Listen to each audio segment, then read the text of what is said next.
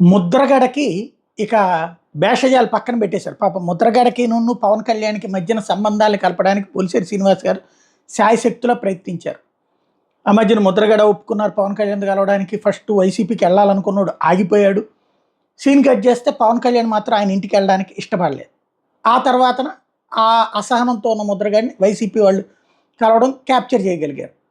ఇప్పుడు ఆ 2 టైంలు ఇచ్చి ఆ 2 టైముల్లోనూ కలపలేకపోయినటువంటి బొలిశెట్టి శ్రీనివాస్ గారికి ఇప్పుడు ఆయన మధ్యవర్తిగా ఉన్నారు కాబట్టి కొంత సమస్య వచ్చింది. ముద్రగడ పదే పదే పవన్ని ఓడిస్తాను, పవన్ సంగతి తేలుస్తాను, జనసేన సంగతి తేలుస్తానని చెప్తున్నటువంటి నేపథ్యంలో ఈయన రంగంలోకి వచ్చారు. బొలిశెట్టి శ్రీనివాసు చాలా కఠినమైనటువంటి స్వరంతో విరుచుకుపడ్డారు.